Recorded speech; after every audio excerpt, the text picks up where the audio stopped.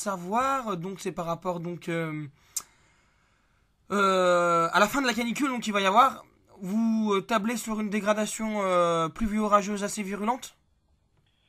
Bah, c'est encore un peu loin pour caractériser là si ça sera violent ou pas, mais c'est vrai qu'à partir de déjà peut-être mardi, on pourrait avoir quelques ondées orageuses qui pointent leur nez là vers au nord de la Loire, puis ensuite ça se diffusera vers le Massif central et le nord-est pour la journée de mercredi, peut-être, avant donc une évolution plus instable, oui, pour la fin de semaine. D'accord. C'est ça effectivement le scénario, oui. Ok. Ouais, donc parce que les orages c'est comme des phénomènes qui sont assez locaux, donc en général ça se prévoit de vraiment peut-être même 24 heures à l'avance. Oui, De façon précise, oui, parce que bon, quand on a des phénomènes comme ça, il faut vraiment que l'humidification de la masse d'air se fasse. Les modèles ont souvent tendance d'ailleurs à être trop réactifs, hein, donc au final, quand on a des périodes de temps stables et chauds comme ça, souvent la dégradation est anticipée trop vite par les modèles. Mhm. Donc, voilà. Bon, on peut garder l'idée que sans doute mercredi, on pourrait avoir déjà des orages, mais ça reste à confirmer, hein. d'accord. D'accord. Également par rapport à cette dégradation orageuse euh, qui se enfin pas qui se Qui se poursuit. raréfie, enfin qui se poursuit. On a remarqué avec l'équipe de notre web radio, au niveau des tornades, on en constate de plus en plus sur la France. Cette année. Ouais, cette année, on a vraiment Un une montée déclic en un peu. puissance de tornades. Est-ce que du côté de Météo France, on confirme cette information? Bah, le problème des tornades, c'est que au niveau du réseau d'observation, c'est extrêmement rare d'avoir une tornade qui est observée puisque en gros on a un centre par département, hein. Donc en fait, les tornades sont souvent observées soit par des météos amateurs ou par des gens, hein. Et alors là, ça fait un petit peu, je dirais, comme le phénomène des cyclones, si vous voulez. C'est-à-dire que le nombre de moyens d'observation avec les téléphones mobiles, avec les moyens vidéo d'aujourd'hui, font que dès qu'il se passe quelque chose, hop, on a quelqu'un qui est capable de le capturer, si vous voulez, en image, hein. Chose qui n'était pas le cas il y a 10, 20 ans. Et au final, donc, on a l'impression qu'on a une augmentation des phénomènes. Donc, faut être prudent aussi là-dessus. C'est comme les cyclones, si vous voulez. Si on regarde aujourd'hui les cyclones que l'on répertorie, on constate, si on regarde les données brutes, qu'on en a plus qu'avant. Le problème, c'est qu'avant les années 50, vous n'aviez pas d'images satellites, et donc vous aviez des phénomènes qui existaient, mais qui n'étaient pas du tout décelés, puisque personne n'était là pour voir le phénomène, qui pouvait se dissiper en mer, vous voyez, ou passer en dehors des routes maritimes, etc. Donc au final, on a une tendance qui en fait est biaisée par en fait le système de mesure, vous voyez. Et je pense que pour les tornades, c'est un peu la même chose. C'est-à-dire que je dis pas qu'il ne peut pas y en avoir plus, hein, c'est possible. Mais en tout cas, aujourd'hui, dès qu'il se passe un phénomène, quel qu'il soit, on l'a dans la boîte, je dirais, hein, parce qu'il va y avoir quelqu'un qui va pouvoir le filmer, etc., hein. Et puis, d'autre part, on Effectivement, a moi, je aussi sais, des densités à chaque fois qu'il y a l'orage chez urbaines moi, qui je fais augmentent attention sur parce des que ça lieux coupe tout de suite. qui sont plus météo vulnérables. C'est-à-dire que depuis 50 ans, on constate qu'on a eu une urbanisation accrue en bord de mer, par exemple, dans des zones qui sont beaucoup plus sujettes à des événements météo majeurs, hein. Et donc forcément, les dégâts que peuvent engendrer du coup ce genre de phénomène sont bien plus importants qu'avant, hein.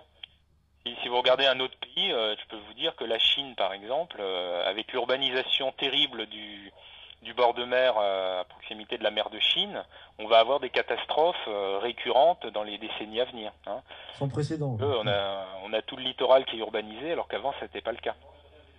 Donc forcément, quand il y a un phénomène type typhon qui va advenir, bah, les dégâts seront beaucoup plus importants que ce qu'il y a D'accord. encore quelques années, quoi. C'est un élément Et à garder en tête, hein, parce que... d'accord. Et vous pensez que ça arriverait à partir de quelle année? Comment? Vous pensez pour les pour les typhons, enfin on va dire les destructions des côtes, par exemple du Japon, qui sont, comme vous l'avez dit, terriblement urbanisées, vous penserez que ça arrivait à partir de à peu près dans quelle année?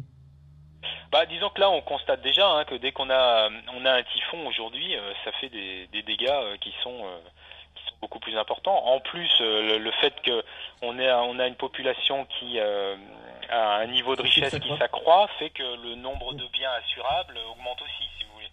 C'est-à-dire que à chaque fois que vous avez des immeubles neufs, des voitures, des biens à assurer, forcément, plus la richesse s'accroît, plus le nombre de biens à assurer augmente. Donc, quand vous avez un phénomène météo extrême, évidemment les dégâts deviennent beaucoup plus importants. Donc, à titre d'exemple, quand vous avez un cyclone, un ouragan qui passe sur le golfe du Mexique, sur les les États américains, ça se chiffre tout de suite en dizaines de milliards de dollars, alors que un phénomène identique qui va passer sur le Honduras, par exemple, du coup ça va générer beaucoup moins de dégâts.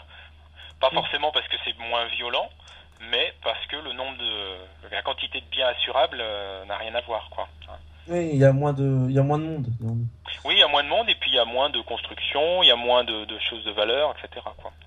Donc ça aussi, c'est un faux repère, ça. C'est-à-dire que si on garde en tête uniquement la valeur des sinistres indemnisés par les assurances, on a l'impression que ça augmente. Donc on pourrait se dire, si ça augmente, ça veut dire qu'on a plus de phénomènes extrêmes. Non, pas forcément, parce que c'est lié au niveau de richesse des États également sur lequel se concentrent ces phénomènes météo. D'accord. Et vous pensez, que pensez-vous du site La Chaîne Météo? Bah, par rapport à LCM. Météo France, c'est un site concurrent. Oui. Voilà, donc D'accord. des Mais informations. parce que nous, bon, on n'est que des amateurs par rapport à vous. Ouais.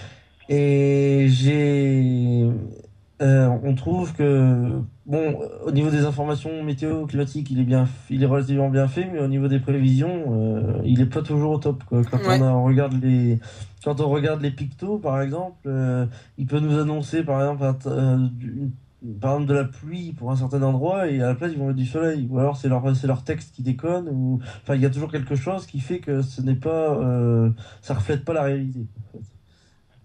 Bon, comme c'est un concurrent, je peux pas me prononcer. Non, mais c'est normal, on comprend. Poser la question. Hein, ouais. Ben, écoutez, monsieur Gallo, merci. Merci bien. Monsieur Lecou. Lecou, ouais, pardon. Lecou. On va rendre l'antenne. Par contre, on compte vous tenir 2 petites secondes encore hors antenne pour vous remercier. D'accord. Alors 17h10 sur Radio Storm Climat, on remercie donc monsieur Lecou, ingénieur prévisionniste à Météo France, de nous avoir accordé ces précieuses minutes avec lesquelles on a appris beaucoup de choses sur la canicule et les phénomènes. Et donc nous on se retrouve donc tout au long de la soirée pour un point régulier sur la canicule, les vigilances et l'actualité climatique globale sur la planète. Tout de suite le retour de la musique sur Radio Storm Climat.